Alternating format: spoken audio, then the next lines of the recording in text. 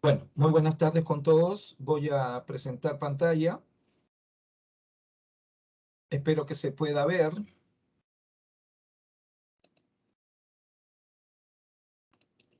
Bien. Aló, aló. Necesito retroalimentación. Quiero saber si se ve bien, si me escuchan. Sí se ve, profesor, y sí se le escucha. Muy bien, muchas gracias. Bueno, vamos a hacer la semana número 7, como pueden ver en pantalla. Vamos a hacer el día de hoy afectividad y emociones en la primera parte. Y en la segunda parte vamos a hacer motivación, conducta motivada. Vamos a ver algunas preguntas motivadoras, como si es posible controlar las emociones con la inteligencia, con la razón.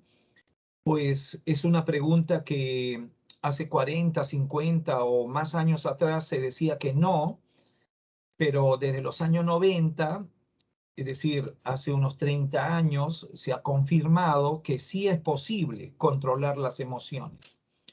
Es decir, la inteligencia emocional, que es una teoría de los años 90, propone lo que están preguntando allí, ¿verdad? Que hay una conexión entre el neocórtex, ¿no? Específicamente el área prefrontal y el sistema límbico, ¿no? Y que se puede controlar las emociones. Bien, veamos la segunda pregunta que plantea que si las personas que estudian lo hacen por la misma motivación. Pues no, ¿verdad? Conducta motivada significa proponerse metas y las personas que estudian pues lo pueden hacer por diferentes metas u objetivos. Por lo tanto, no todos estudian por el mismo motivo, como vamos a ver el día de hoy. Hay personas que van a estudiar por una razón o por otra, ¿verdad? Y vamos a ver las teorías de la motivación, ¿no? Por lo tanto, la tercera pregunta que dice de qué depende, pues depende de la cultura, depende de los valores, como vamos a ver al final con la teoría de motivación intrínseca, la teoría de motivación extrínseca, lo vamos a ver, ¿ok? Bien, ¿qué vamos a recorrer el día de hoy? En la primera parte vamos a hacer afectividad y emociones. Punto número 1, vamos a definir la afectividad, las emociones y los sentimientos. Punto número 2, función de las emociones, es decir, ¿para qué sirven? Punto número 3, componentes de las emociones. Punto número 4, neurobiología de las emociones. 5, cognición y emoción, es decir, la conexión que hay entre la razón y las emociones. Número 6, expresión de las emociones. Número 7, clasificación de las emociones. Número 8, afectividad y bienestar personal, manejo de emociones. En la segunda parte, pues estamos hablando pasando la 1 de la tarde, vamos a hacer conducta motivada. Punto número 1, definición de motivación. Número 2, el proceso motivacional. Número 3, clasificación de las necesidades, es decir, necesidades fisiológicas, necesidades psicológicas. Eso lo vamos a entender. Y punto número 4, jerarquía de necesidades según Abraham Maslow. Y cerramos con motivación extrínseca e intrínsecas, ¿no? Es decir, motivaciones de origen externo y motivaciones de origen interno, que es lo que vamos a hacer el día de hoy. Por lo tanto, pues tenemos una sesión bastante densa. Espero que hayan bastantes preguntas para que se pueda hacer una clase bastante dinámica.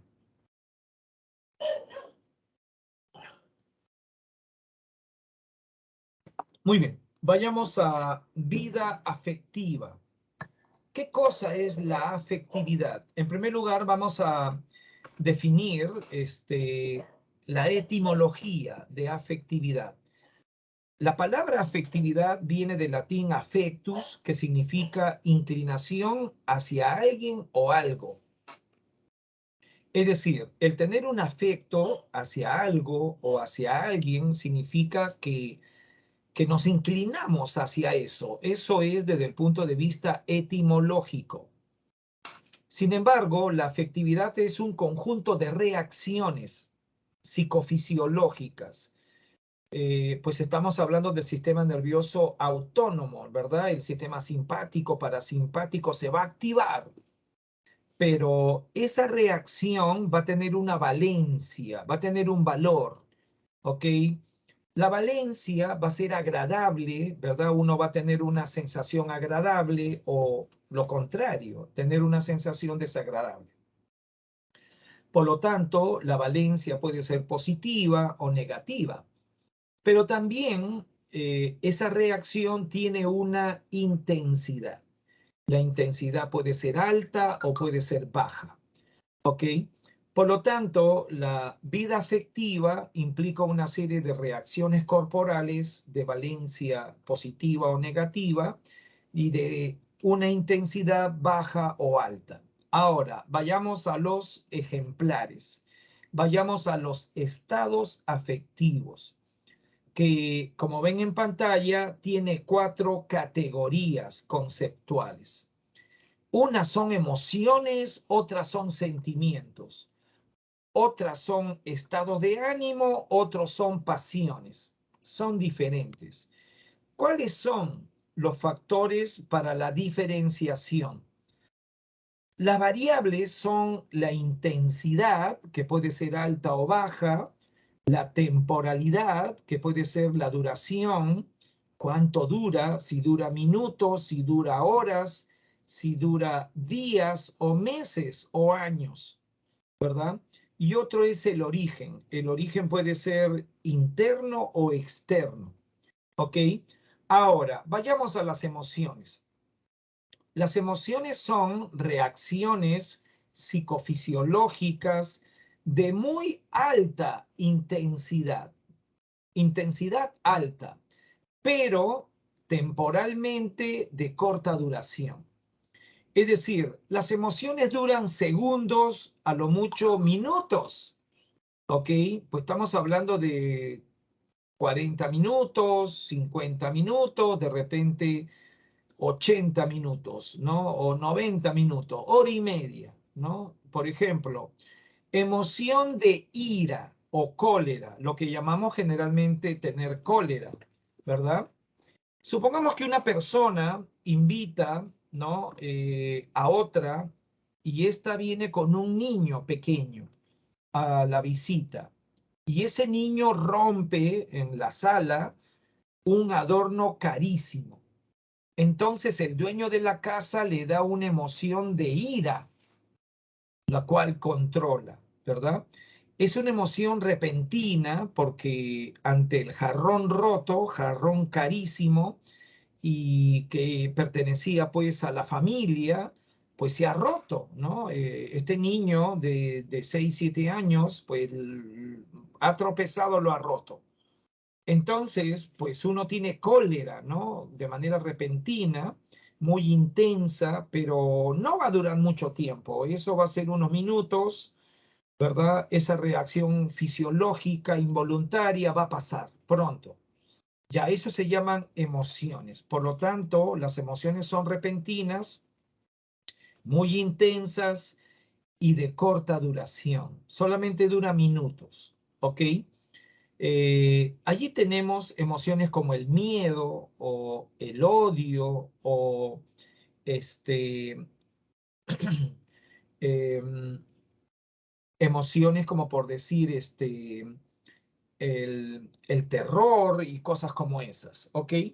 Por lo tanto, las emociones tienen algunas características que le definen, según la temporalidad, que es breve, según la intensidad, que es alta, y obviamente según el origen, que es externo, ¿verdad? Porque algo ha sucedido de manera externa, de manera repentina, y ha generado este estado afectivo, muy intenso, que se llama emociones.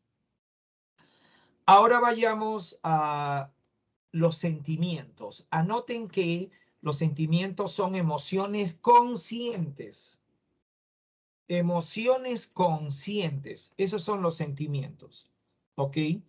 Los sentimientos involucran la conciencia, que sería la memoria a corto plazo, que sería la memoria de trabajo. ¿Ok? Por lo tanto,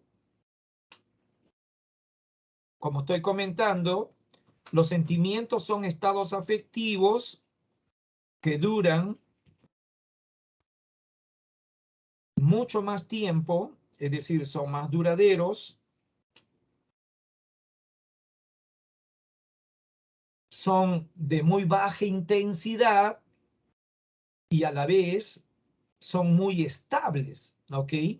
Como ya dije, en los sentimientos interviene la conciencia, lo cual significa que hay un componente subjetivo, que es la conciencia, y y como ya estoy comentando, los sentimientos son otra categoría de estados afectivos, ¿ok? Se parecen a las emociones, pero son diferentes. Las emociones son breves, ¿ok? En cambio, los sentimientos son de larga duración, ¿verdad? Meses y años. Por ejemplo, estar enamorado. El enamoramiento forma memorias a largo plazo. Es decir, el estado afectivo se instala durante años, ¿ok? Pero su intensidad no es alta, más bien es baja, pero aparte es un estado afectivo bastante estable, ¿no? No tiene por qué tener altibajos, ¿ok? Y es predominantemente subjetivo, lo cual quiere decir que la persona tiene conciencia de lo que está pasando, ¿ok? Miren la imagen de una madre abrazando a su hija. Ese es un sentimiento, ¿no? El sentimiento de amor materno, pero se parece al sentimiento de amor erótico, ¿verdad? El enamorarse de una pareja matrimonial, ¿verdad? Con la cual uno se va a casar, pues el sentimiento va a durar años de años, diferente a las emociones que duran minutos o segundos, ¿no? Muy bien. Entonces, ya vamos percatándonos que los sentimientos son mucho más duraderos. Ahora, las emociones pueden ser de ira, puede ser de tristeza, puede ser de vergüenza, puede ser de placer, sorpresa, ¿no? Y en el caso de los sentimientos, pues estamos hablando de emociones duraderas como el enamoramiento o el resentimiento. Por ejemplo, cuando alguien queda resentido, eso le dura años, ¿no?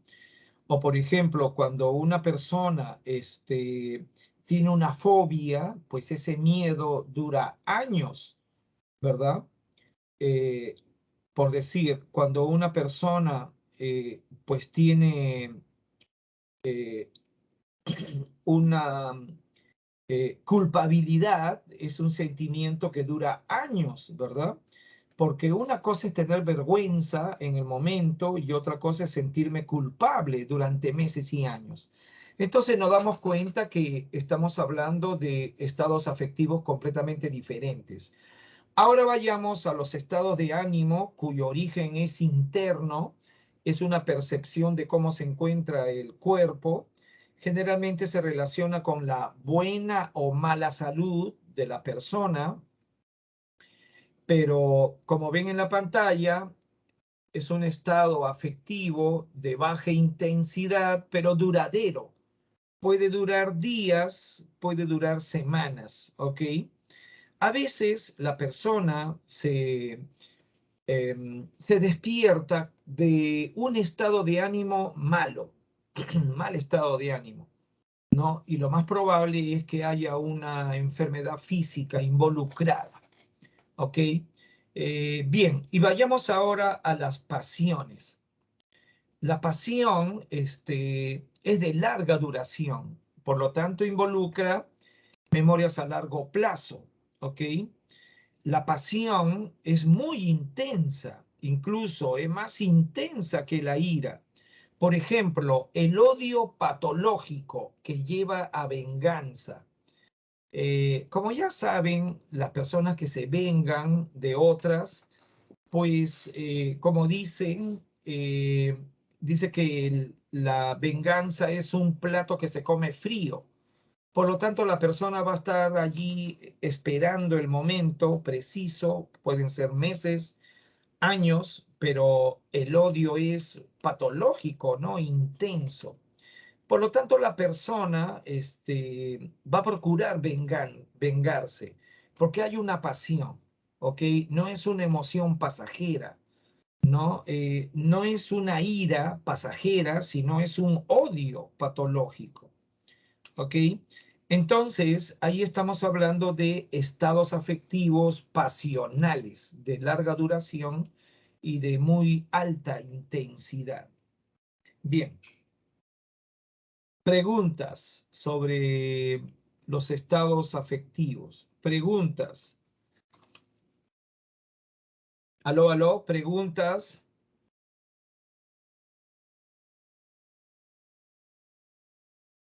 A ver, parece que hay preguntas.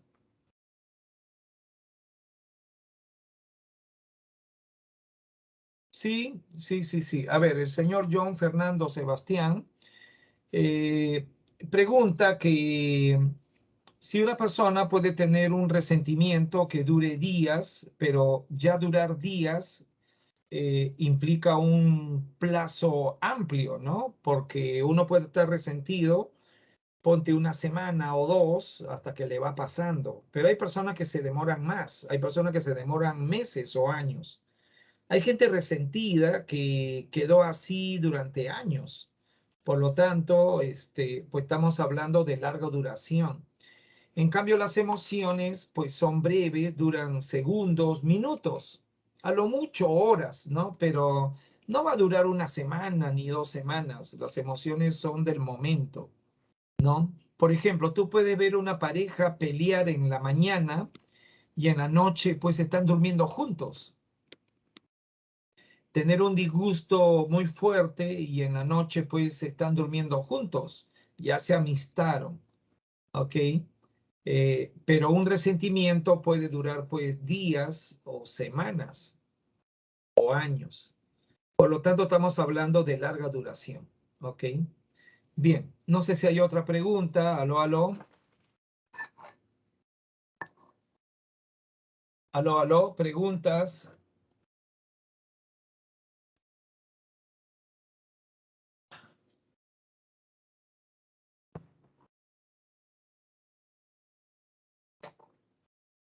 No, van por ahí. Señorita Sandra Micaela, los sentimientos duran años y las pasiones duran años. Pero ¿cuál es la diferencia? Que los sentimientos son de baja intensidad. Cuando hablo de baja intensidad es que no se nota en la conducta. En cambio, la pasión se nota. La persona se pone colorada, la persona tiembla, la persona se le activa el sistema nervioso autónomo, corazón se acelera y todo eso. El enamoramiento, que es un sentimiento, ¿no? Muy frecuente, estoy hablando del amor erótico, que es un sentimiento, al inicio es que te emocionas fuerte, ¿no? La pasión, pero conforme pasan las semanas, los meses, la intensidad baja y se queda ya en un estado estable, ¿no? Que es el enamoramiento. Por ejemplo, cuando uno se enamora, ¿no? El primer año está pensando todo el día en la pareja, pero después el segundo año baja, el tercer año baja más. No quiere decir que el amor se haya extinguido, sino que simplemente lo que está sucediendo en el cerebro es que los neurotransmisores están cambiando unos por otros, ¿no? Lo que se llama pasión Me parece que es por norepinefrina, noradrenalina, me parece. En cambio, el estar enamorado de baja intensidad es oxitocina. Es otro tipo de neurotransmisor. A ver, señorita Sandra Micaela, bueno, creo que he respondido su pregunta, que la duración es muchos años. La intensidad es lo que cambia. Las pasiones son de alta intensidad, los sentimientos son de baja intensidad. Veamos a John Fernando Sebastián. Un odio rápido pero fuerte es normal, se pasa rápido. No, un momentito. El sentir odio es un grado, ¿no? de ira. A ver, vamos a ver. Estoy revisando en este momento el artículo que está en mi blog, que se llama Psicología de la Envidia. El odio no es una simple cólera, ¿ok? El odio es de alta intensidad, ¿ok? Es de alta intensidad. El odio es una pasión, ¿no? No es lo mismo tener cólera que tener odio, ¿no? Y cuando se tiene odio, no es odio rápido. El odio rápido que John Fernando Sebastián está preguntando sería pues la ira. La ira pues puede durar minutos, ¿no? Y pasar, pero el odio abre memorias a largo plazo, ¿ok? Cuando una persona odia, eso no se pasa, sino más. El sentir odio puede durar meses y años, ¿ok? A ver, Yacori Ciclali. Yacori Ciclali, profesor, ¿podría mencionar otros ejemplos de pasión, por favor? A ver, vamos a ver la tabla de... A ver, pasión, odio, eh, terror patológico, ¿no? Lo que se llama, por ejemplo, pánico. Pues estamos hablando de algo que dura meses y años y la intensidad es muy grave, ¿no? Repulsión, por ejemplo. Repulsión sería una pasión. Una cosa es sentir desprecio, desdén, menosprecio, y otra cosa es tener repulsión. ¿Ok? Ahí estamos hablando de una pasión. A ver, en el caso de el placer en extremo, sería la manía. Mira, una cosa es que tú estés feliz, alegre, contento, y otra cosa es estar eufórico. Otra cosa es estar eufórico. Otra cosa es estar maníaco, ¿no? Maníaco es ya muy intenso. ¿Ok? Y puede ser de larga temporalidad. ¿Ok? Bien, en el caso de lo que está preguntando ahorita John Fernando Sebastián, si una fobia es una pasión, pues sí. ¿Por qué? Porque hay memorias a largo plazo, amigo. Hay, como ya he mencionado, condicionamiento clásico. Recuerden, el condicionamiento clásico es una emoción aprendida. Yo puedo tener miedo al perro, pero otra cosa es tener fobia a todos los perros. Pensar en los perros y estremecerme. Y eso durar años. ¿Ok? Incluso sin que hubieran perros, solo imaginarme el perro.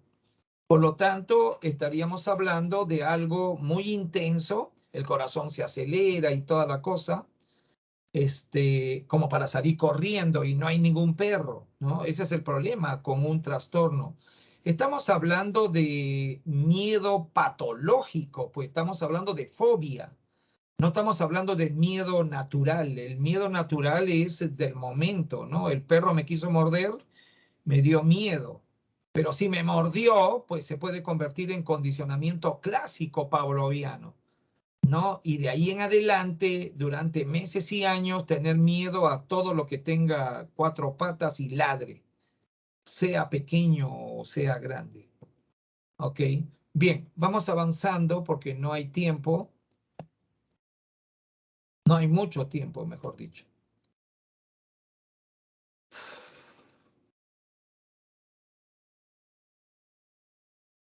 Ahora, ¿cuáles son las funciones de las emociones? Es decir, ¿para qué sirven?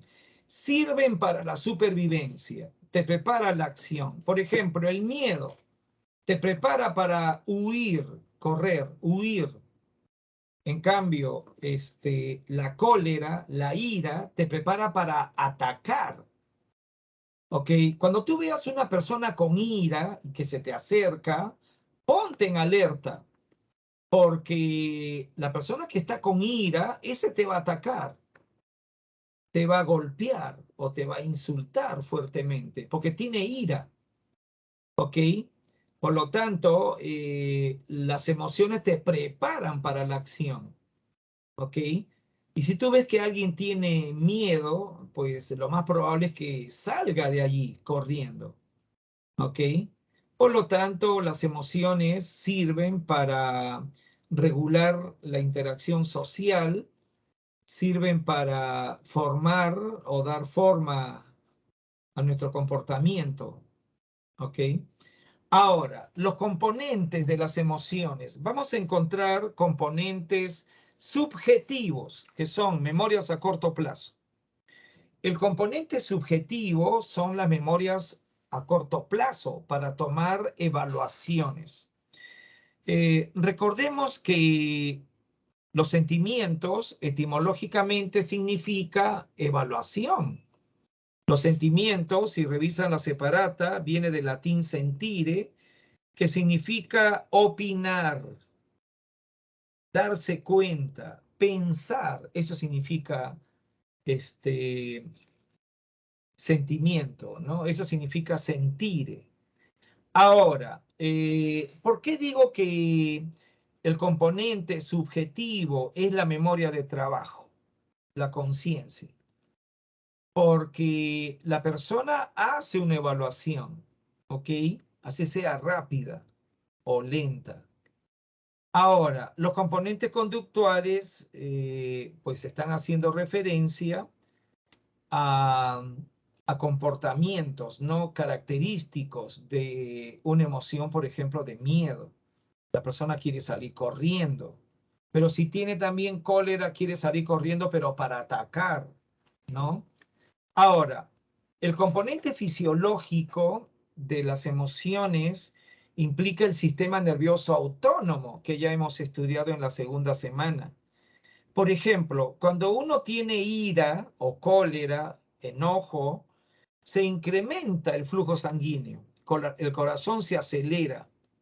¿Para qué? Para mandar sangre a los músculos, para correr. ¿Ok?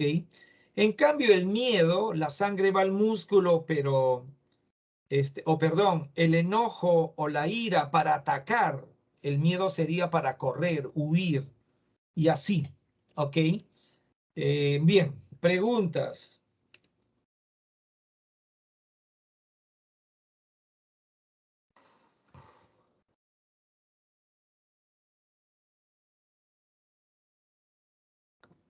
Preguntas.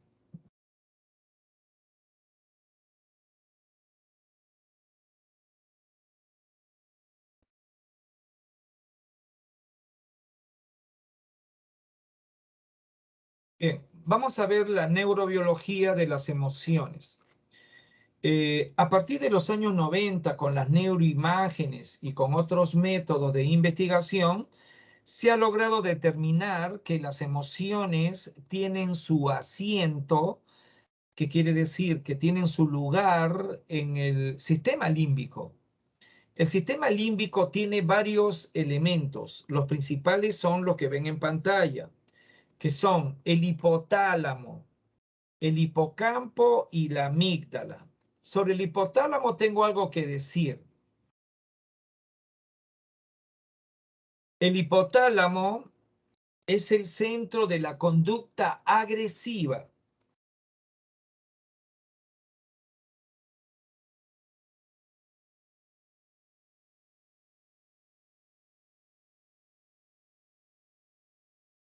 Ay, Dios mío, disculpen, ¿ah?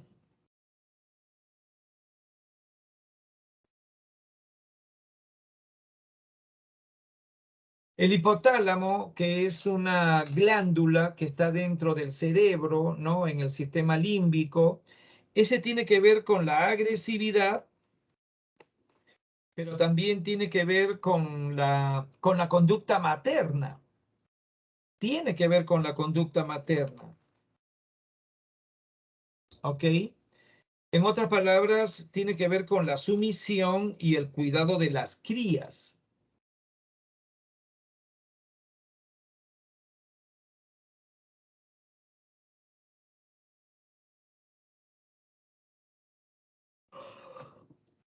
¿Ok?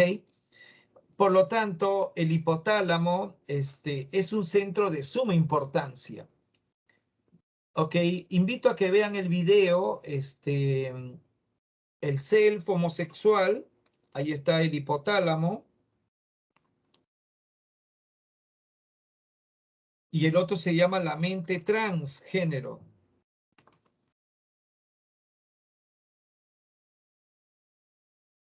¿Ok? Allí hay experimentos con el hipotálamo, pero también dijimos el hipocampo. El hipocampo, como su nombre le indica, tiene forma de caballito de mar. El hipocampo asume funciones de crear nuevas memorias a largo plazo, ¿ok? Sobre todo memorias espaciales, ¿no? Memorias de lugares. Pero también, pues hay formación de memorias a corto plazo también con el hipocampo, ¿ok? Pero también se dice que no solamente es el hipocampo y el hipotálamo, sino también la amígdala. La amígdala, como hemos visto en pantalla, lo vamos a repetir.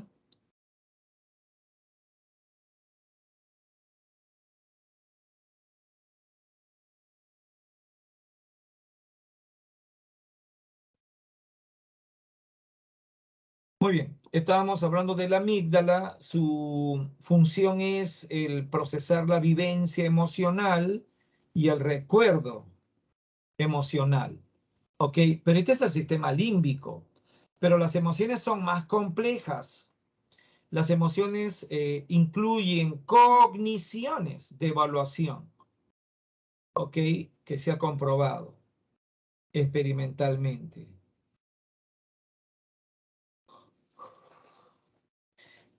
Por lo tanto, esa evaluación cognitiva se encuentra en el lóbulo frontal, en el área prefrontal. Recuerden que el área prefrontal en el ser humano es bastante amplia. Los animales más bien su área prefrontal es mínima, pero en el ser humano pues hay bastante corteza prefrontal.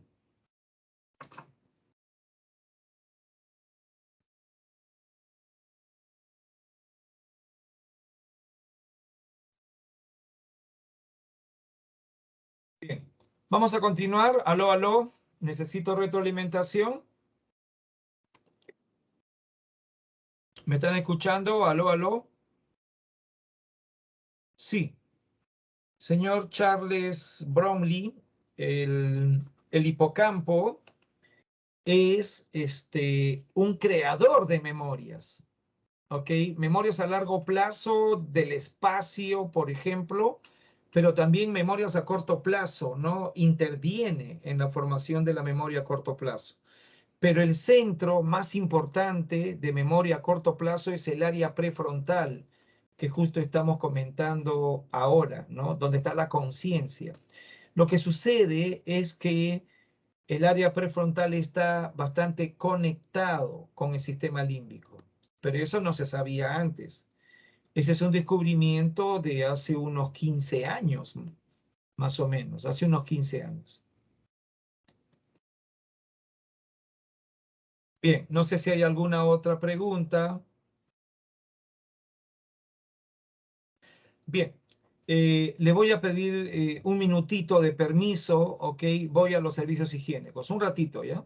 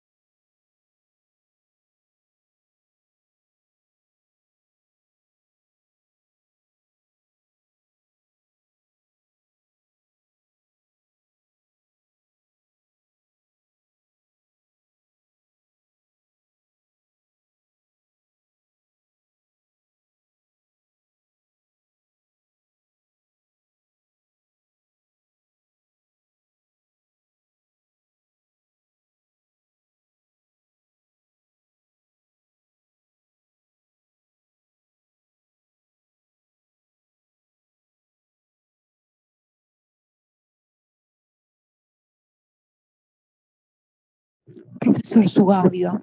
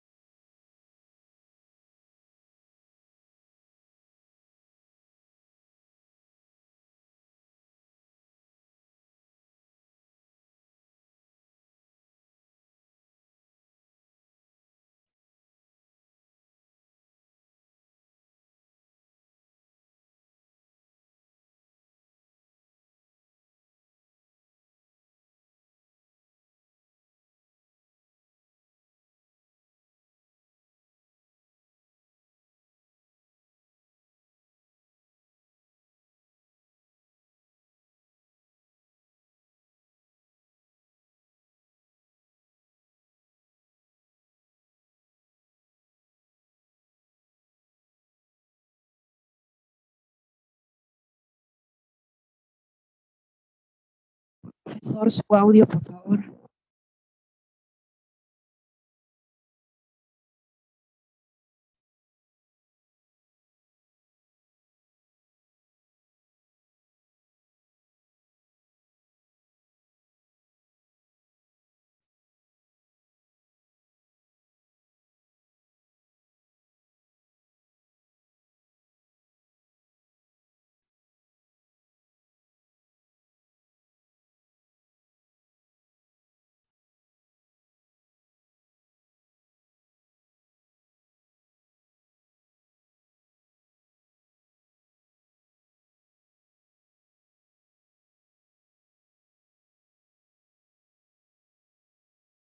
Disculpen, ¿ahora sí? Sí, profesor, sí se escucha. Disculpen, ¿ah? Me han debido pasar la voz hace buen rato.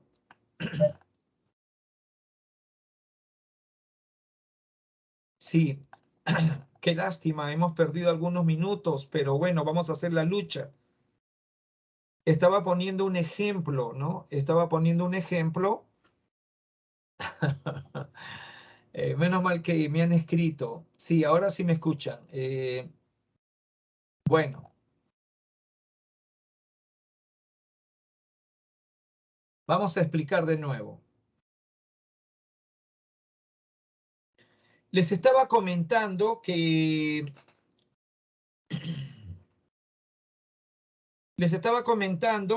el sistema límbico está conectado al área prefrontal. Por lo tanto, el área prefrontal tiene a la memoria de trabajo allí. La memoria de trabajo va a evaluar qué es lo que está pasando en el sistema límbico. Por lo tanto, la cognición y las emociones van a trabajar juntos, pero eso recién se ha descubierto experimentalmente en los años 90, lo cual quiere decir que el conocimiento que voy a dar, pues tiene recién 90, perdón, tiene más o menos unos 30 años, ¿no? Les estoy comentando que no hay emociones sin cogniciones. No hay emociones sin cogniciones, ¿ok? Para sentir una emoción se tiene que saber de qué se trata el estímulo, ¿ok? Y eso se ha demostrado. Entonces, yo estaba poniendo un ejemplo de que cuando yo era niño, el terremoto de 1966, yo no sentí miedo. Y no sentí miedo porque no sabía que era un terremoto. Pues era un niño pequeño, ¿no? Yo en ese momento tendría, en el 66, yo tendría 8 años. Yo no sabía qué cosa era un terremoto y por eso que no sentí miedo. ¿Qué es lo que sentí? Sentí más bien desorientación. ¿Por qué? Porque mis familiares gritaban, mi abuela gritaba, muy nerviosa, ¿no? Con ese terremoto de 1940. Perdón, de 1966. ¿Y por qué gritaba tan asustada? Porque mi abuela ya había vivido el terremoto de 1940. Y el terremoto de 1940 se había tumbado medio Callao y medio Lima. Por lo tanto, como se cayeron las casas, mi familia, pues mis abuelos habían vivido 2 años en una carpa, habían vivido. Por lo tanto, mi abuela sabía bien que era un terremoto, pero yo no. Por lo tanto, yo les estaba comentando que el primer terremoto que yo vivencié, pues no sentí miedo, como estoy comentando, no sentí miedo, más bien desorientación. Y entonces eso demuestra que para que se genere una emoción, pues tiene que haber una evaluación cognitiva. Y la evaluación cognitiva tiene que reconocer de qué se trata eso. ¿Ok? ¿Se entendió entonces? Aló, aló, ¿se entendió?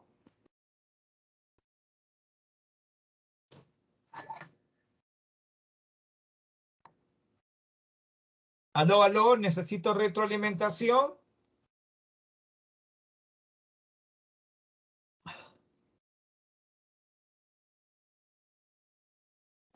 Ok, avanzamos entonces. Volvemos a la pantalla.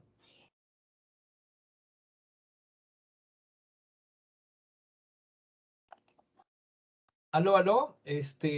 Había apagado la cámara también. Disculpen, ¿ah? Bien, ahora sí está la cámara y está también el micrófono. Ok, vayamos a la...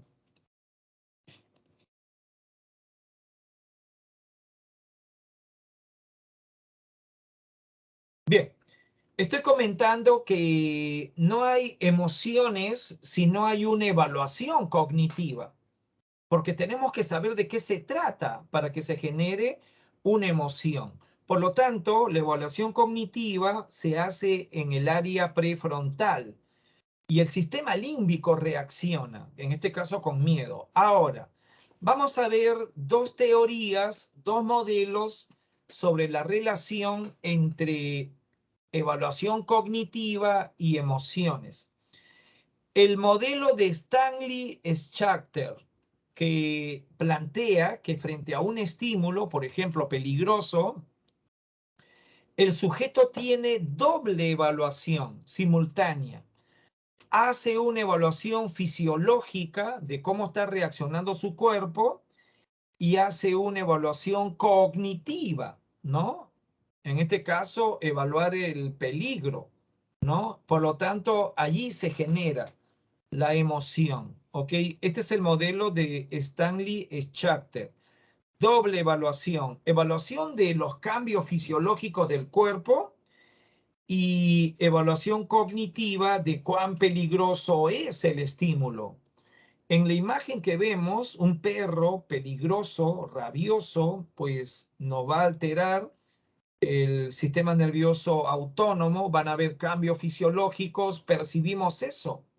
Es una primera evaluación, pero también hay una evaluación cognitiva del peligro, ¿no? Y se produce la emoción. ¿Ok? Ese es el modelo de Schachter. Ahora vayamos al modelo de Richard Lazarus, que también propone doble evaluación, pero en este caso, evaluación primaria, evaluación secundaria. Frente al estímulo peligroso, por ejemplo, miren la imagen, el COVID-19, peligro de contagio, y sabemos que esta enfermedad contagiosa es mortal, pues es muy peligroso eso. Evaluación primaria. Evaluamos la situación. ¿Cuán peligrosa es? ¿Ok? ¿Cuánto me beneficia? ¿Cuánto me perjudica? Pero también hay una evaluación secundaria si poseemos mecanismos de afrontamiento. ¿Podemos afrontar el peligro o no podemos afrontarlo? Si podemos afrontar el peligro, la emoción se controla. Pero si no tenemos mecanismo de afrontamiento y no podemos afrontar el peligro, la emoción de miedo se dispara. ¿Ok? Por lo tanto, siempre hay doble evaluación. Evaluación primaria, cuán peligrosa es la situación. Evaluación secundaria, tengo manera de presentar afrontamiento o no lo tengo. Vamos a poner un ejemplo. Supongamos que una persona se encuentra en un edificio de 4 pisos y se produce un incendio en el primer piso, pero no tiene escapatoria. Todo el primer piso está lleno de fuego. Entonces, evaluación primaria. ¿Cuán peligroso es eso? Muy peligroso. Evaluación secundaria. ¿Tengo manera de escapar? Y la respuesta puede ser no. Entonces se dispara la emoción. O la respuesta puede ser sí, tengo cómo escapar. Se controla la emoción. ¿Ok? Entonces te vas dando cuenta, ese es el modelo de Richard Lazarus. Preguntas. Estamos viendo el modelo de Schachter y el modelo de Lazarus. Doble evaluación en ambos modelos. El modelo de Schachter considera evaluación del propio cuerpo, reacción fisiológica y la evaluación de cuán peligroso es. En cambio, el modelo de Lazarus Primera evaluación, ¿cuán peligroso es? Segunda evaluación, ¿tengo mecanismo de afrontamiento? ¿Puedo salir librado de este peligro?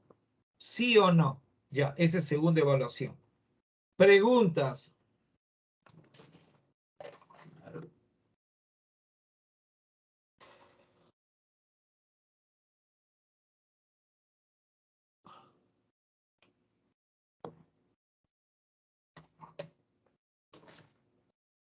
Avanzamos entonces.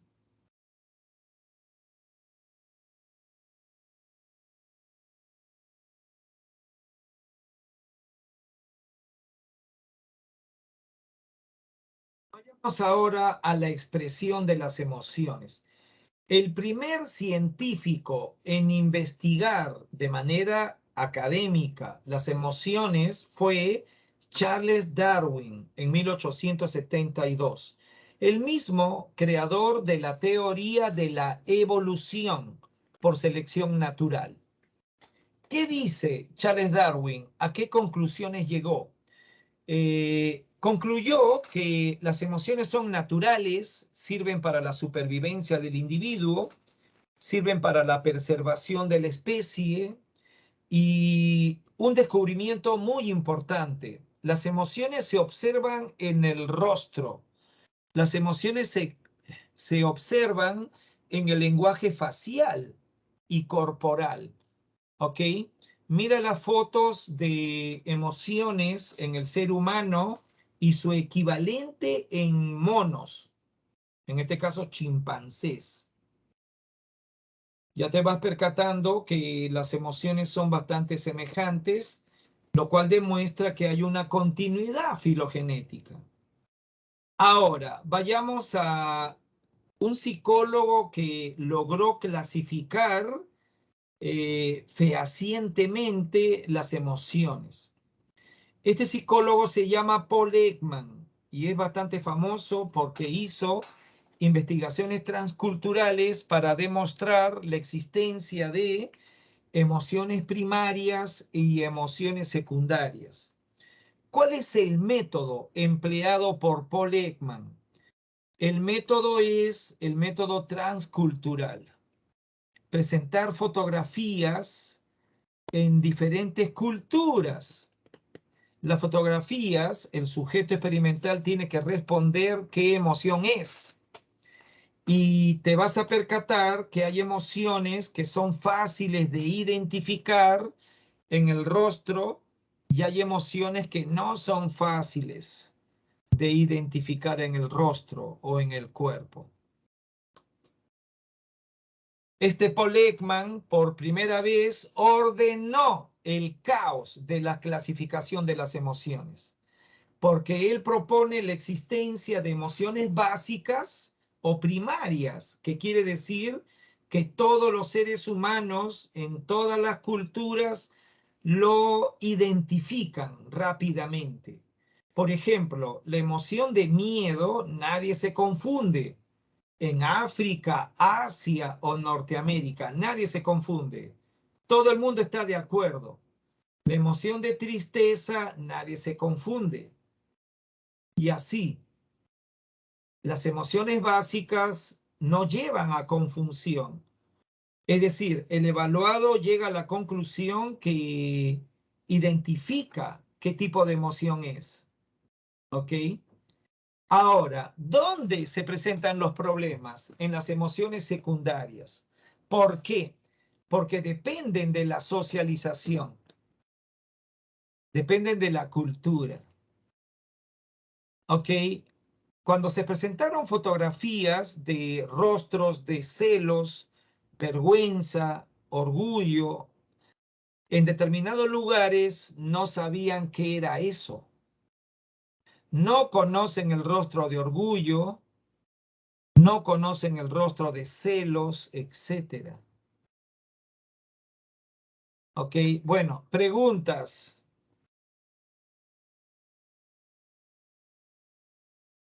Preguntas, ahora, preguntas, vamos.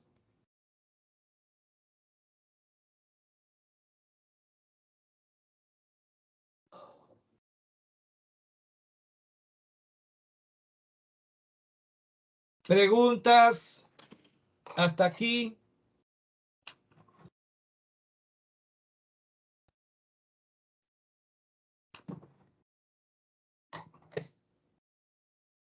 Bien, dice que todo va bien, vamos avanzando, me queda 50 minutos.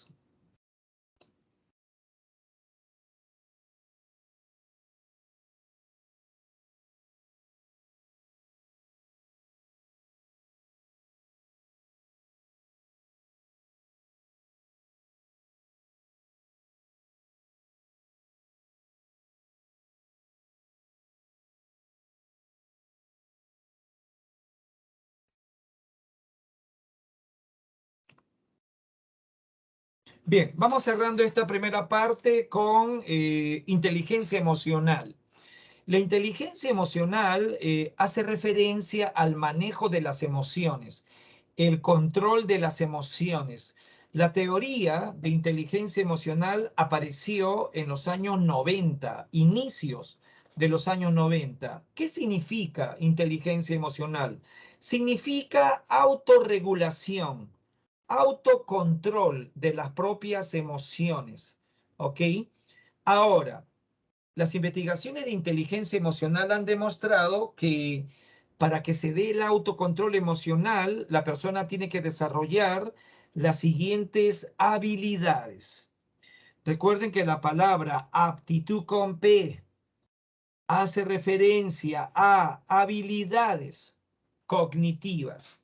Por lo tanto, las aptitudes que deben estar asociadas al autocontrol emocional son la adaptabilidad, que quiere decir que la persona tiene pensamiento muy flexible, se adapta a cualquier circunstancia. Pero después la persona tiene que presentar autocontrol emocional. El autocontrol no es fácil, el autocontrol va a tomar meses y años de entrenamiento. Ejemplo de ejercicio de autocontrol, el yoga, anota, el yoga. Otro, la meditación trascendental. Otra, para controlar emociones, rezar. Se ha comprobado que rezar ayuda, ¿ok? Pues obviamente estamos hablando de personas creyentes, ¿no? Que se han investigado. Pero también la confiabilidad, ¿no? La persona tiene que ser confiable, ¿ok? La confiabilidad es cuando estamos seguros que la persona no va a cambiar de opinión. Estamos hablando de que la persona piensa y dice lo que piensa, ¿no? Cuando habla, dice lo que realmente siente, no hay hipocresía. Eso se llama ser confiable. Y se presenta también las capacidades o aptitudes de innovación. La persona tiene mente abierta al cambio. Y por último, ser una persona escrupulosa, que significa persona responsable de su comportamiento. Personas que lo que hacen es cumplir con sus obligaciones, ¿ok? Y como estoy comentando, las personas escrupulosas, su contrario sería inescrupulosos. Personas sin escrúpulos, ¿no? No tienen norma, no tienen control. Bien, hemos terminado con la primera parte. Preguntas.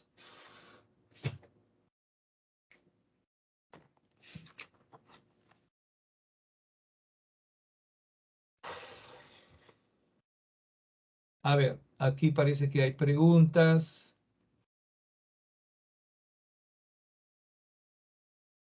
A ver, voy a explicar al señor Charles Bromley cuál es el método de investigación, ¿no? Que acabamos de estudiar, ¿no? Que es el método de... Disculpen que estoy cansado y la mente no me funciona bien, ¿no? Estoy de amanecida, le pido mil disculpas, la próxima semana ya no me voy a amanecer, le prometo. Estamos hablando allí de Paul Ekman, ¿no? Estamos hablando de Paul Ekman y estamos diciendo que el método transcultural es presentar fotografías para que la gente identifique si reconoce tal o cual emoción, expresión emocional en el rostro, ¿ok? No es como está planteando el señor Charles Bromley que la gente presente esas emociones, sino que reconozca. Por ejemplo, estaba comentando que en algunas culturas de la Polinesia no conocen el orgullo, no hay eso. El orgullo, el rostro de orgullo, no lo conocen porque no hay esa emoción. El rostro de orgullo, ¿no? Es una mirada media altiva, ¿no? Y la persona está orgullosa de algo. Ya, ese tipo de expresión emocional, pues es desconocida. Nunca han visto eso de orgullo, porque por allá no hay ese tipo de pleitos, ¿no? En donde alguien sale ganando y se siente más orgulloso que otros, etcétera. Eso no hay. Eso es lo que está sucediendo, ¿no? Que no son emociones universales, son emociones producto de la socialización. Y si no se educó en el orgullo, pues no hay orgullo y punto, ¿no? ¿Ok?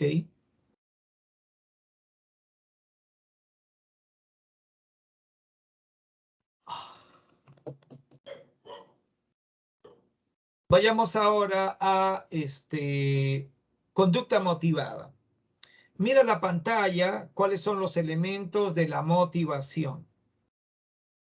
En primer lugar, las motivaciones empiezan por una carencia de algo, una necesidad. Esa es la clave. ¿Ok? Ahora, la necesidad va a generar un estado de desequilibrio energético. Por ejemplo, cuando tenemos hambre, pues se da un desequilibrio energético.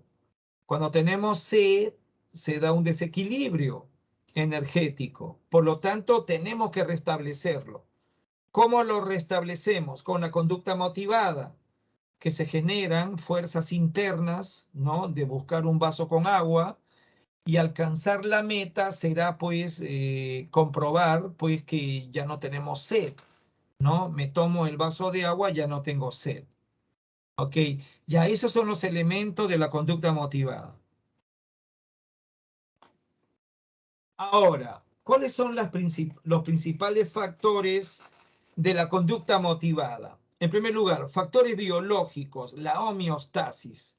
Cuando alguien tiene carencia de alimentos o sed, se produce una alteración de la sintaxis.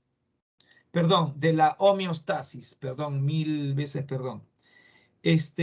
Factores conductuales, los premios, los incentivos, los reforzadores.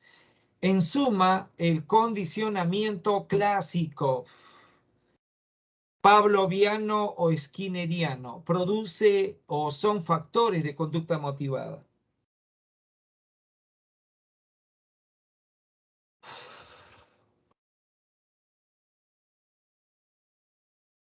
Factores cognitivos, plantearse metas, objetivos, propósitos, eso genera conducta motivada. Pero también factor afectivo, deseo, pasión, ilusión, emociones. Y por último, el componente de valores éticos, ¿no? El compromiso que alguien tiene mediante juramento, ¿no? Mediante una valoración ética. Bien. Preguntas.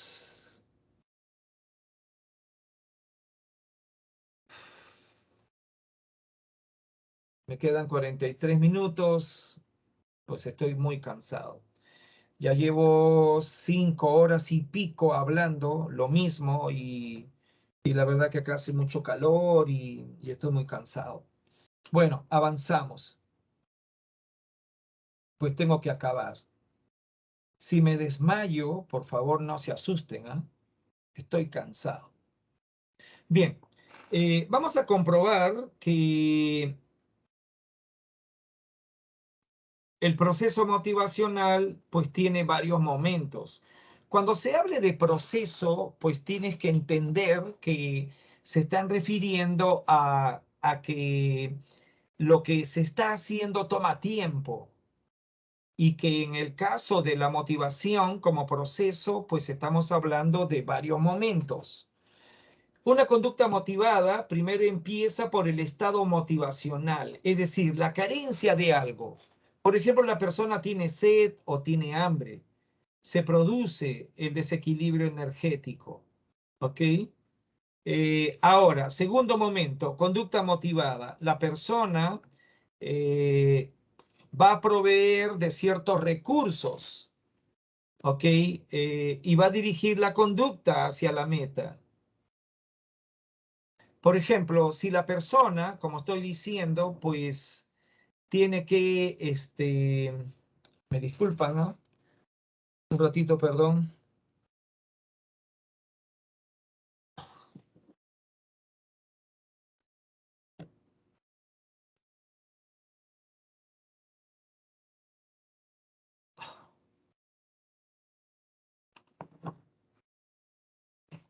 Estábamos poniendo un ejemplo que si una persona tiene hambre, la conducta motivada será buscar alimentos. Y el estado de satisfacción será comer y restablecer el equilibrio. ¿Ok? El desequilibrio, en este caso, energético, ¿no? Pero en el caso de una necesidad psicológica, como por ejemplo ingresar a San Marcos, es una meta psicológica. La conducta motivada será estudiar mucho y la satisfacción de la conducta motivada será la necesidad de logro, ¿verdad? Conseguir que, o perdón, estar consciente que ya se alcanzó la meta, que sería pues la necesidad de logro. ¿Ok? Para cerrar esta presentación, los indicadores de conducta motivada son que la conducta motivada tiene que ser libre, no se puede imponer. La conducta tiene que ser persistente, pertinaz, ¿ok? Se tiene que buscar la solución.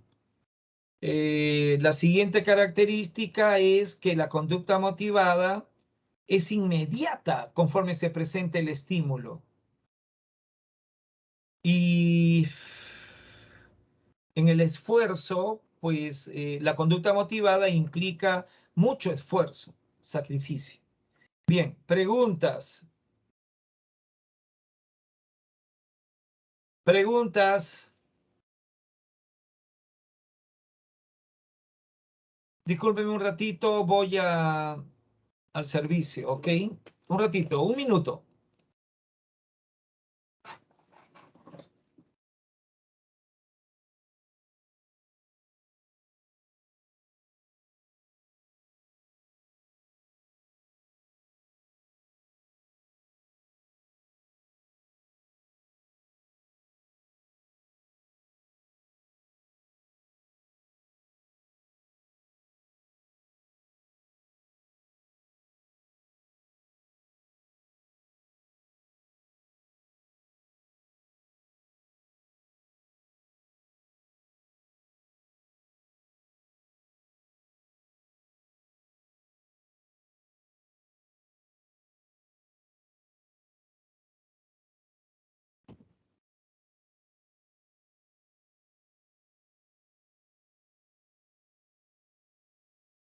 Bien.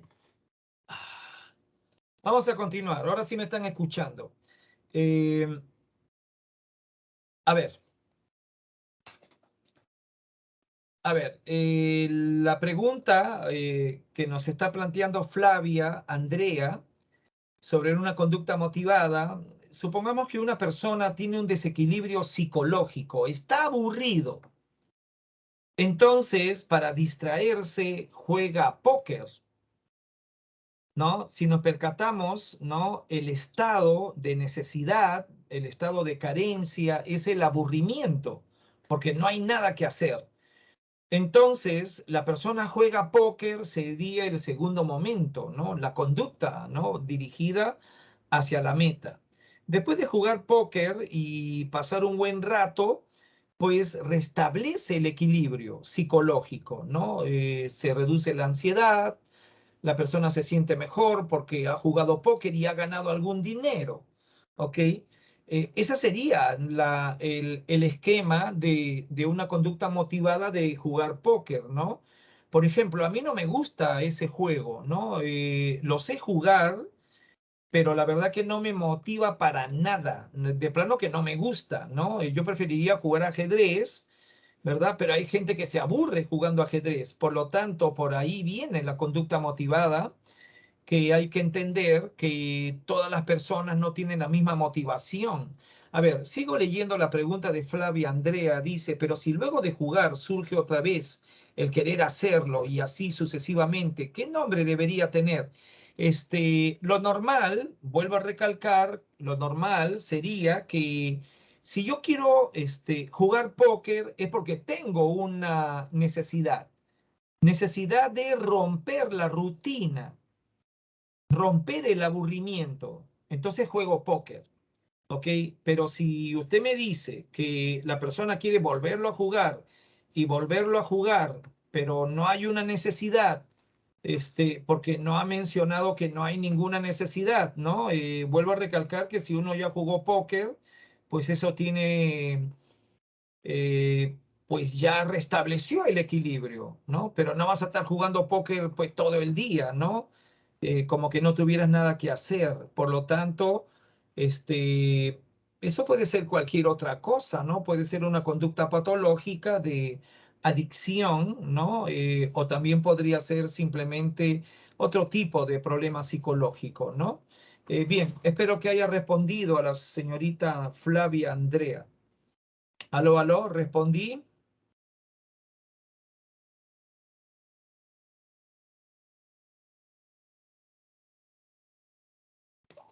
La verdad es que debemos volver a las clases presenciales, porque estar sentado 6 horas hablando,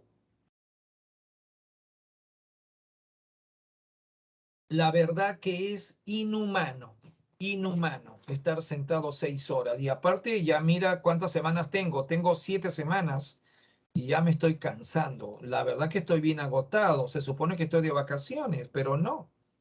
Tengo que trabajar porque soy pobre. Vivo en un país rico con gente pobre y el presidente prometió solucionar eso, pero que no lo ha solucionado. Bien, vayamos este, a los indicadores. En antes, pues estaba poniendo un ejemplo de que la conducta motivada de jugar póker, el estado motivacional, pues tiene que ser un desequilibrio psicológico, ¿no? La persona se siente pues aburrida. Entonces juega póker, restablece el equilibrio suficiente, ya quedó contenta. Pero el caso que presenta la señorita es de adicción al juego, que es otra cosa, ya no es conducta motivada. Vayamos a los indicadores de la conducta motivada. La conducta motivada se ve. ¿Cómo se ve? Que la persona elige la meta. La persona es pertinaz, lucha por alcanzar la meta. Aparte, cuando se presenta el problema, inmediatamente se motiva la conducta. Y la conducta motivada se observa en el esfuerzo. Ahora vayamos a la clasificación de necesidades. Las necesidades se pueden clasificar en necesidades fisiológicas y necesidades psicológicas. Empezamos con las necesidades fisiológicas, que son innatas y que el cerebro tiene una programación biológica. En el cerebro hay un mecanismo de esa motivación. Veamos que las necesidades fisiológicas se clasifican en reguladoras y no reguladoras. Se le llama reguladoras porque son necesidades vitales. Si el sujeto no las satisface, el sujeto muere, así de simple, simplemente muere. En el caso del hambre, si uno no come, mueres. En el caso de la sed, si uno no bebe líquido durante más de 3 días, muere. En el caso del sueño, si uno no duerme, muere. ¿Ok? Y voy a comentar lo siguiente para que se enteren. Voy a comentar la mochila de emergencia, la mochila salvadora, ¿no? Que han recomendado. El INDECI, que es el Instituto de Defensa Civil, ha recomendado que los peruanos, como estamos en zona sísmica, debemos tener la mochila de emergencia, la mochila salvadora. La mochila de emergencia, la mochila salvadora, ¿no? Debemos tenerla. ¿Por qué? Porque según el INDECI dice que en el Perú, sobre todo en la placa de Nazca, debe de haber un gran terremoto de grado 8 o 9. De grado 8 o 9. Eso es lo que han pronosticado, ¿ok? Los científicos. Debe haber un gran terremoto, ¿no? Que no se produce desde hace no sé cuántos siglos, ¿no? Bueno, el terremoto de 1940 se tumbó medio Callao, medio Lima, pero no hubo maremoto, ¿ok? No hubo maremoto. Pero bueno, el INDECI dice que debemos tener una mochila salvadora. ¿Por qué? Porque cuando se presente ese terremoto de más de 8 grados, se va a ir el agua, porque las tuberías se van a romper y se va a ir la luz. ¿Ok? Por lo tanto, date cuenta de esto. Si se va la luz, pues los edificios no van a tener agua. ¿Ok? Y aparte, si es que se rompen las cañerías, las matrices, ¿ok? No va a haber agua. Por lo menos entre 4 a 7 días.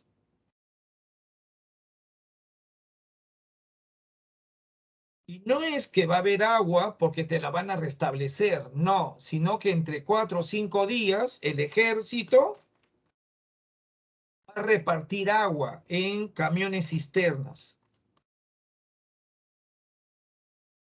Investigaciones en el mundo donde han habido terremotos, el ejército recién se organiza al cuarto, quinto, sexto día para repartir agua, alimentos, víveres. Entonces, ¿qué es lo que están planteando? Que si hay un gran terremoto de grado 8 o 9, pues va a morir un montón de gente. Voy a anotar cuánto calcularon: 100.000. En Lima, estoy hablando de Lima, con simulación de computadoras llegaron a 100.000 muertos en Lima. Entonces te quedas sin agua, te quedas sin luz y por lo menos el ejército recién va a restablecer el orden, ¿no? Va a haber, qué sé yo, el ejército sale, la gente no puede salir a la calle, pues hay toque de queda. Entonces, si estás metido en tu casa o estás viviendo en una choza, en una carpa, perdón, lo más probable es que no tengas agua varios días. Y si no tienes agua, te puedes morir. Los niños se van a morir. La gente se va a desesperar porque no va a haber agua. Entonces, en la mochila salvadora, ¿qué debes tener? Agua. Un porongo de agua allí. Qué sé yo, una botella de 3,5 litros de agua, que la tienes que renovar cada mes, 2 meses. Porque tú sabes que el agua se malogra. ¿Ok? Estoy hablando del agua del caño, nada más, ¿no? Porque no va a haber agua. ¿Ok? De plano no va a haber tampoco luz. De repente durante semanas. ¿Quién sabe? Por lo tanto, para que no haya tanta muerte ni desesperación, la gente tiene que tener, las familias tienen que tener la mochila salvadora. ¿ok? Ese es el motivo de la mochila salvadora, ¿ok? Que la gente no entiende bien. Pero esto que yo les estoy comentando, esto fue una capacitación que nos dieron en la Universidad San Marcos, el INDECI, ya hace como 4 o 5 años. ¿Ok? ¿Me han entendido? Aló, aló, ¿me han entendido?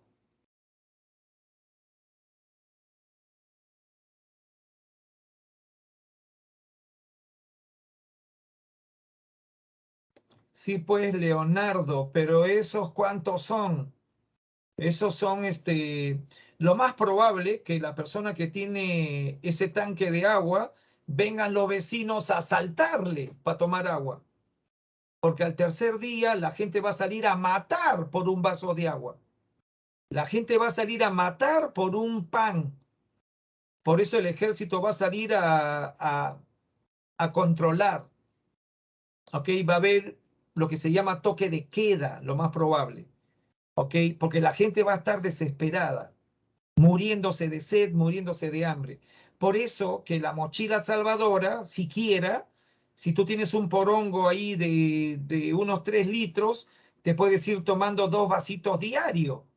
Y eso te va a durar una semana, ¿no? Si tu familia son 5 miembros o 3 miembros, ¿ok? Y te vas a comer una galleta, así sea dura, ¿ok? Durante una semana, ¿ok? Para eso es la mochila salvadora o la mochila de emergencia, ¿ok? Incluso a la ingeniera que fue a capacitarnos, le preguntaron, pero si la gente es pobre, ¿de dónde va a sacar?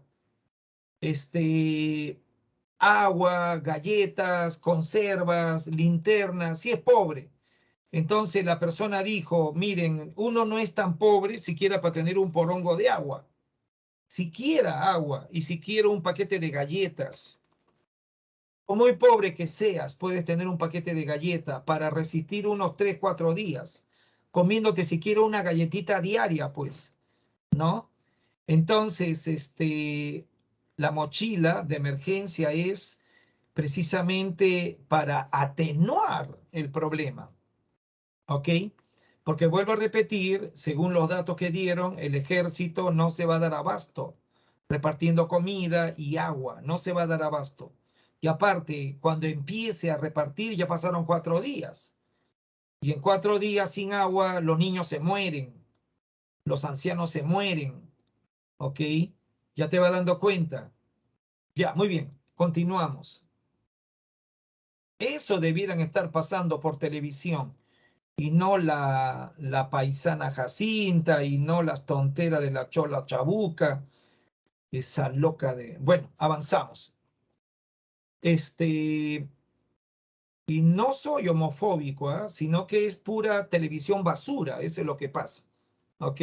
Bien, ya estamos diciendo que las necesidades fisiológicas reguladoras, si no son satisfechas, la persona muere, como no comer. Pero uno puede soportar sin comer, pues, más o menos unos 15 días, uno puede soportar sin comer. Pero la sed, no, la sed es máximo 3 días. El sueño, pues hay que dormir, el que no duerme muere, así. Muy bien, la motivación sexual es una motivación no reguladora. Si no se satisface, el individuo no muere, al menos no muere. La protección materna, la conducta materna, no muere, ¿no? El contacto físico, el apego, si no le das apego al niño, pues no muere, ¿no?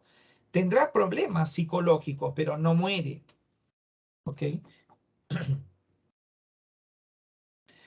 Ahora vayamos, creo que ya terminamos con las necesidades fisiológicas, vayamos a las necesidades psicológicas. Bien fácil. Las necesidades psicológicas se categorizan en personales que se relacionan con la personalidad. La necesidad está relacionada a las características de la personalidad, pero también hay necesidades psicológicas sociales que están relacionadas a la educación y la cultura. Entonces, vamos a ver el ejemplo de la sociabilidad. Necesidad personal de la personalidad de sociabilidad. Tú vas a conocer gente que por personalidad es amiguera, conversadora, andariega, le gusta estar en fiestas. Ya, eso por personalidad se llama necesidad de sociabilidad. En cambio, mira la necesidad social de afiliación. Se parece, pero no depende de la personalidad. La necesidad social de afiliación significa formar familia, respetar al prójimo, pertenecer a clubes, ¿no? Pertenecer a, vamos a ver por acá, afiliación, el llevarse bien con la gente, enamorarse y ser amado, ¿ok? Ya eso no es sociabilidad, porque sociabilidad es una necesidad psicológica de la personalidad. En cambio, afiliación es formar familia, enamorarse, respetar al prójimo, es producto de la educación. Ahora vayamos a las necesidades psicológicas de la personalidad, que se llama competencia. Hay personas que necesitan ser competentes, es decir, alcanzar las metas, y cuando sienten que la meta se aleja, se ponen muy ansiosos, ya como característica de su personalidad. En cambio, vas a encontrar personas que si se aleja la meta, no pasa nada. Por lo tanto, tiene menos necesidad de competencia. Por ejemplo, un estudiante que está postulando a San Marcos no entiende el curso de trigonometría, no entiende el curso de física, y como tiene necesidad personal de competencia muy alta, se pone muy ansioso y busca ayuda. En cambio, otro estudiante que no comprende razonamiento matemático, trigonometría, no siente nada, no le interesa mucho, su competencia es menor, su necesidad de competencia es menor, por eso que no siente nada, no se preocupa. En cambio, el otro está muy preocupado buscando ayuda. Ya eso es necesidad de competencia. Ahora, necesidad de determinación es sentirse libre, elegir, ¿ok? Tomar decisiones libremente. Hay personas que necesitan sentirse libre y hay personas que no pasa nada si no toman decisiones, y otros son los que van a tomar decisiones. Ejemplo, anoten, carreras militares. Las personas que siguen carreras militares, su necesidad de determinación no puede ser muy alta. Tiene que ser media nomás la necesidad de determinación, que se mide con test psicométricos. ¿Por qué no puede ser muy alta? Porque el militar no es dueño de su destino. Le van a dar órdenes de dónde vivir, los horarios se lo van a imponer, y si una persona tiene determinación muy alta, va a sufrir mucho. No se va a sentir contento en la carrera militar. ¿Por qué? Por la personalidad de alta determinación. Ahora vayamos a necesidades sociales, ¿ok? La necesidad de poder, que significa dominar a otros, influenciar sobre otros, ser líder. Ya, eso no es de la personalidad, eso depende de la educación y la cultura, ¿ok? La cultura impone los valores de influenciar sobre otros, ¿ok? Veamos la necesidad de logro, que significa alcanzar metas con excelencia, es decir, por ejemplo, el salir en el cuadro de méritos escolar, ¿ok? Eso se llama necesidad de logro. ¿Cómo nos educaron la necesidad de logro? Pues todo el tiempo en el colegio. En el colegio te ponen notas, en el colegio ponen el cuadro de méritos, la meritocracia. Desde niño, el niño sabe que dan diplomas, felicitaciones, y hay un cuadro de méritos. Entonces el niño entiende la motivación psicológica, social de logro, ¿no? ¿Ok? Necesidad de logro, rendimiento con excelencia, eficiencia. Y ya dijimos que afiliación es formar familia, enamorarse, ahí no interviene la personalidad. Sociabilidad sí. Bien, preguntas hasta acá.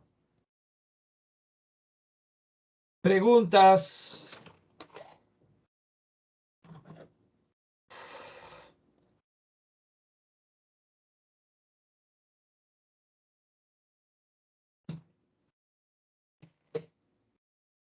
Preguntas, comentarios, vamos. Me quedan 17 minutos, vamos a terminar la sesión de una vez.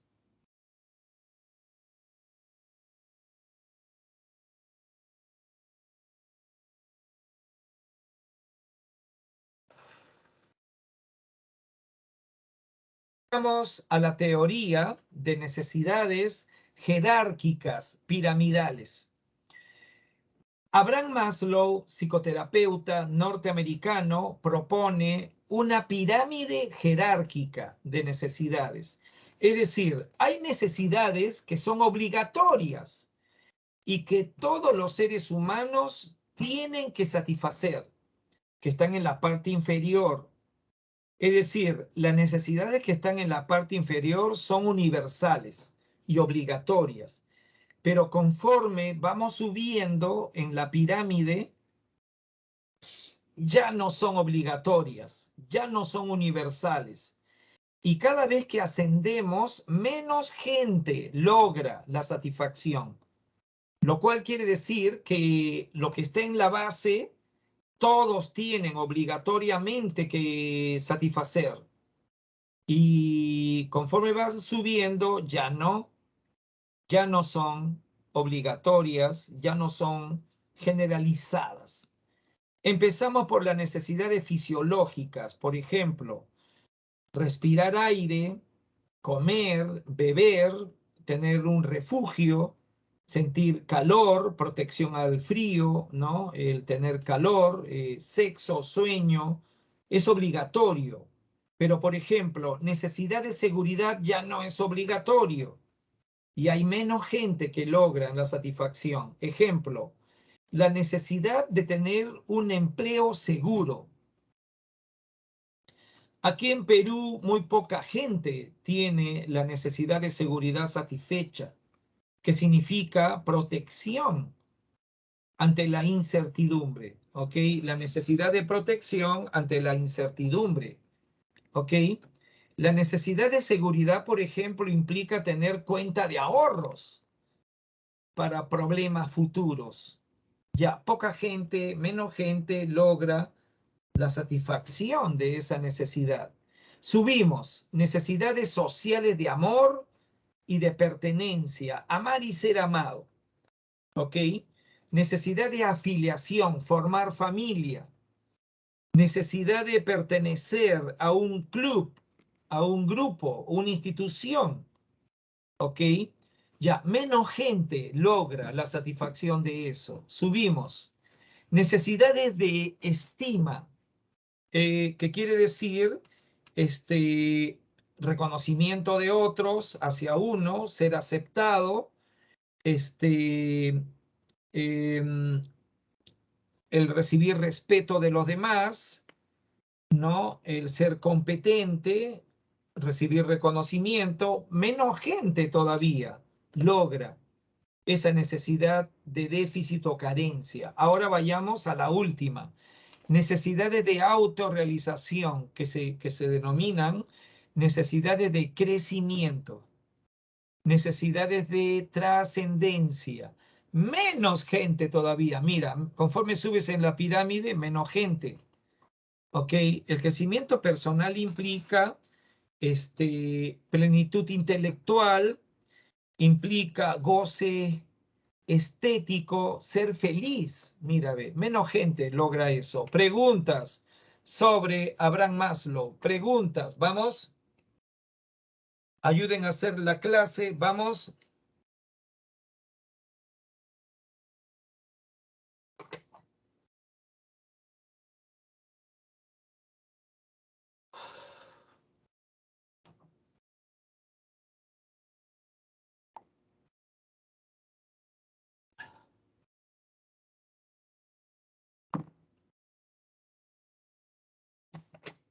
Bien, vamos a cerrar la sesión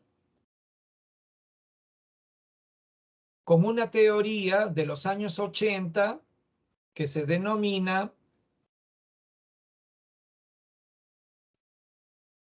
motivación intrínseca y extrínseca. ¿Qué quiere decir? Motivación de origen interno y motivación de origen externo. Anota que la motivación intrínseca está basada en valores. Hay valores que guían la conducta. Ejemplo, el valor de la honestidad. La persona que tiene muy fuerte el valor de la honestidad, ese no cometerá delitos. ¿Por qué? Porque es una motivación intrínseca que se tiene que satisfacer. Por lo tanto, pues no puedes cometer delitos. O por ejemplo, motivación intrínseca de estudiar, al margen de que te den un premio, al margen de que te reconozcan, simplemente por el hecho de estudiar. ¿Ok? Eso se llama motivación de origen interno. Ahora vayamos a la motivación extrínseca, de origen externo. Anota premios y castigos. La persona ejecuta la conducta motivada porque hay un premio externo o hay amenaza de castigo externo. ¿Ok? Eso sería condicionamiento operante, eso. En el caso de la motivación extrínseca, podemos poner el ejemplo, mira la pantalla de un atleta que se esfuerza porque hay una medalla, se esfuerza porque hay un dinero de premio, ¿ok? Y eso se llama motivación extrínseca, ¿ok? Bien, preguntas. Recomiendo el video en mi canal, el video Metamotivación, así se llama.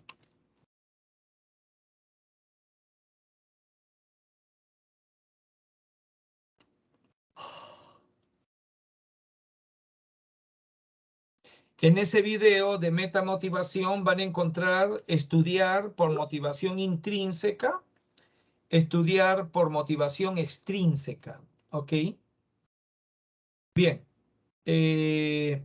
Hemos terminado la sesión. Preguntas. Si no, pasamos al cuestionario.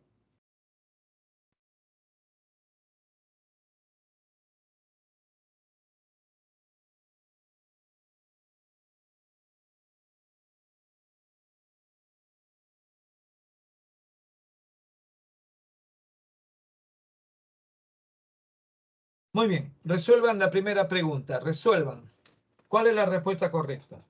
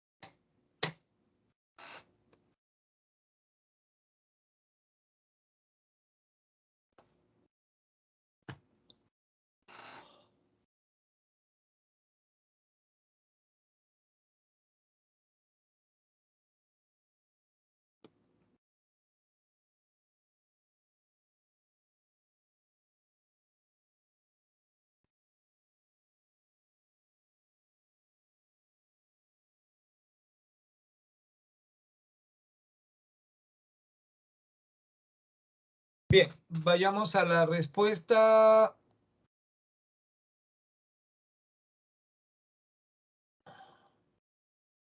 Muy bien, letra C. Entonces anotamos pregunta número 1, letra C. Correcto. Pero vayamos a la segunda pregunta ahora. Se puede ver, ¿no? Segunda pregunta, ¿se puede ver? Aló, aló, ¿se puede ver? Segunda pregunta, a ver, resuelvan.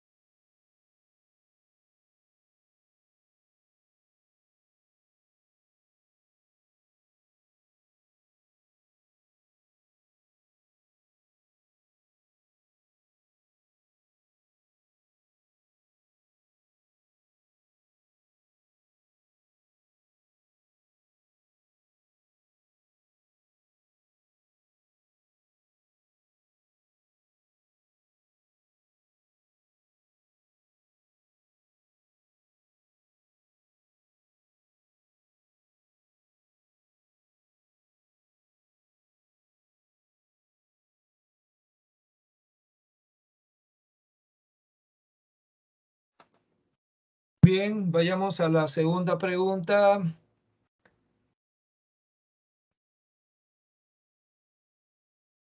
Muy bien, segunda pregunta, letra D. Correcto, letra D. Y vayamos a la tercera pregunta.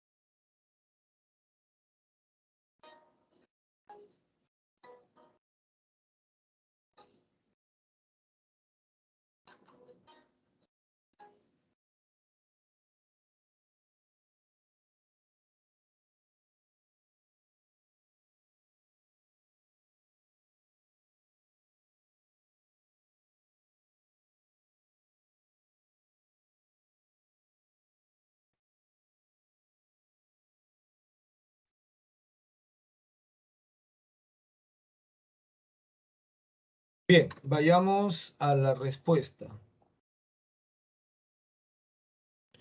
Ajá, la tercera sería 3, letra B. Correcto.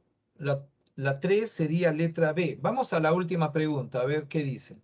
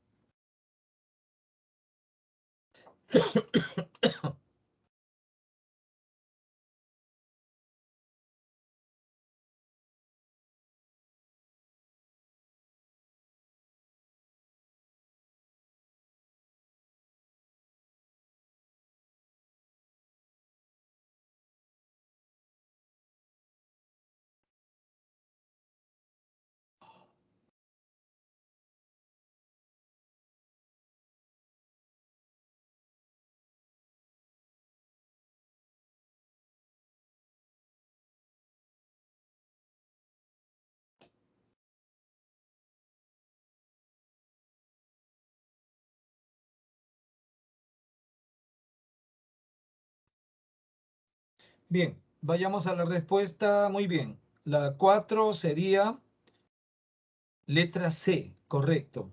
Y voy a dar las siguientes claves.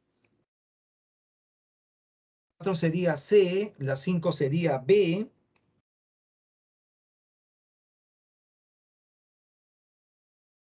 La pregunta 6 sería letra D.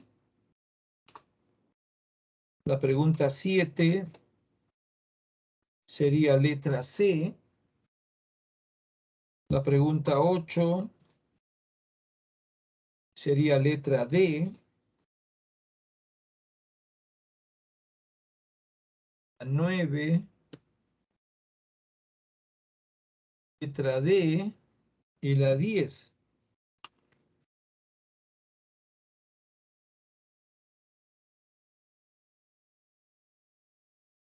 Ahí están las claves.